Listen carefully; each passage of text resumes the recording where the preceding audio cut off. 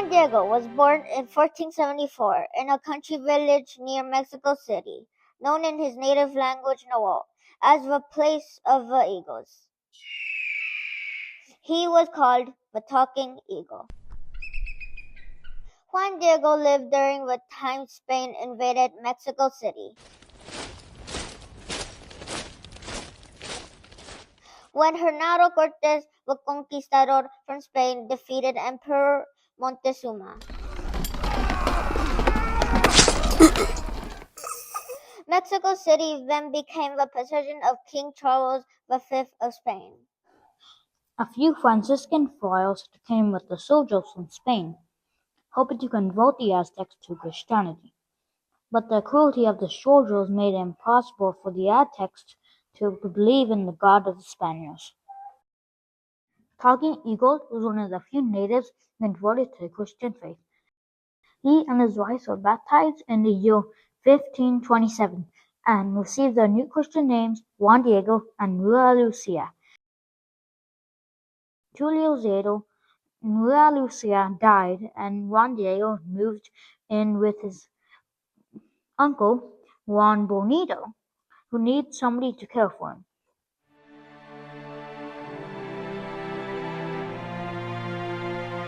Our story begins on a cold winter's morning.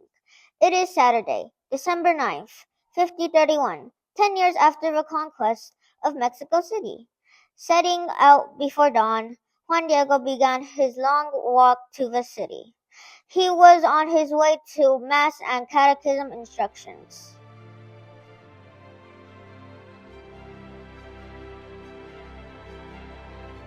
As Juan Diego passed before Tepeyac Hill, he heard heavenly music with many rare birds singing.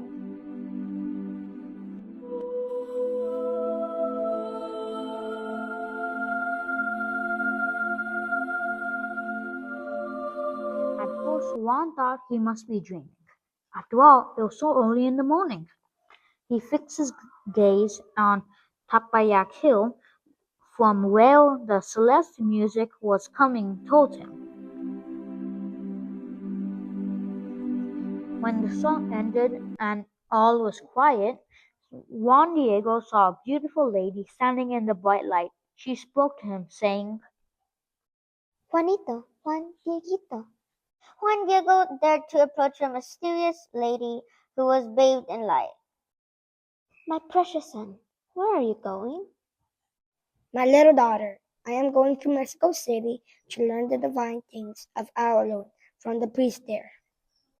Know and be certain in your heart, my precious son, that I am the Virgin Holy Mary Mother of the one true God who created heaven and earth. I truly want my special home to be built here. From this place I will show my people love, compassion, help, and protection. I am your loving mother, and the mother of all nations. On earth, of everyone who puts their trust in me, I will listen to their worries and heal their problems, sufferings, and sorrows.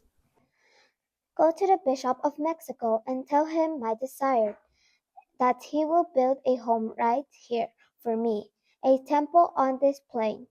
Tell him carefully all you have seen and heard and admire. Be absolutely certain that in gratitude for all your trouble, I will repay you well.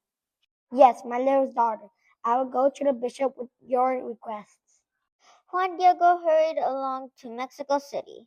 As he came closer to the bishop's palace, his heart grew discouraged. Why would the bishop believe that I, Juan Diego, have seen the murder of God? When Juan Diego arrived, he knocked timidly on the bishop's door. One of the servants answered, but would not let Juan Diego come inside. Who are you? What do you want? I am Juan Diego. I have come to deliver a message to Bishop Sumarga. Do you have an appointment? His Excellency is too busy for the likes of you.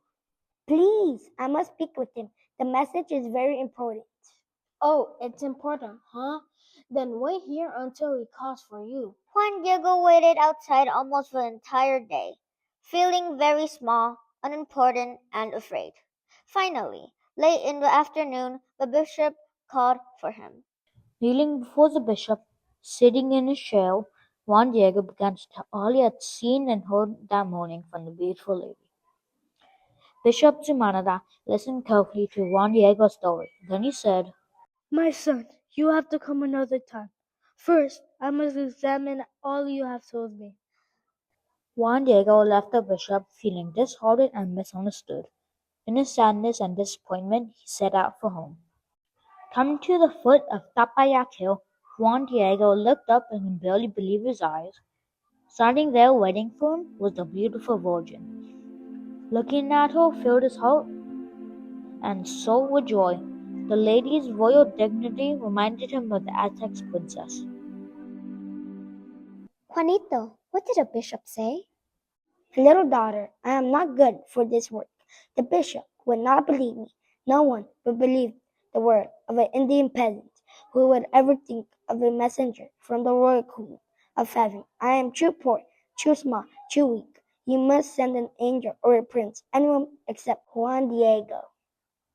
Juanito, there are many I might send.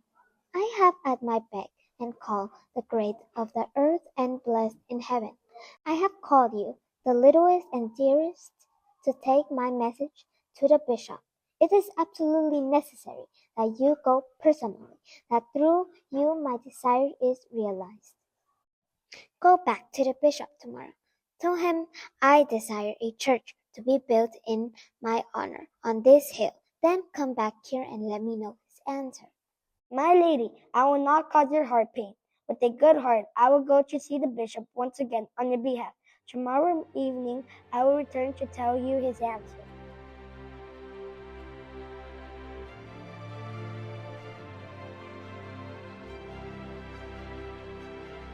It is early Sunday morning, December 10th, 1531. Juan Diego went into the city for Mass and Catechism class. Afterwards, with a happy heart, he began his walk to the bishop's palace. Have you come here again? Why do you bother the bishop with your petty concern? Juan Diego, he has no time for you. I must see him. I have a message for him. Tell it to me, and I will tell him your message. No, I am to deliver the message to him personally. Then you will wait here until he calls for you. The servants made him wait outside a long time just as the day before. Anxiously waiting, Juan Diego thought, Why, with the mother of God, she's a smart, poor person like me as her messenger. when the bishop finally learned that Juan Diego was waiting outside, he called for him.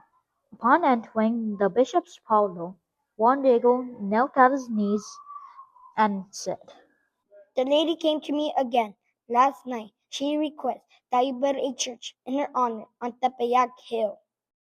Bishop Zumarca was silent, reflecting for a while. Finally, he spoke. Tell the lady, the Bishop of Mexico, ask aside from reproving.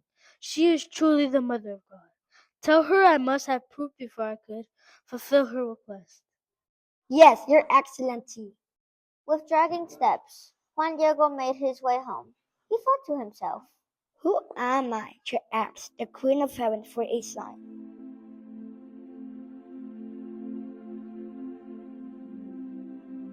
Juanito, what did the bishop say this time?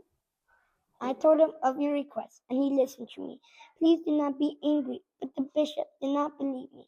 He said you must give him a sign that you are truly the Mother of God.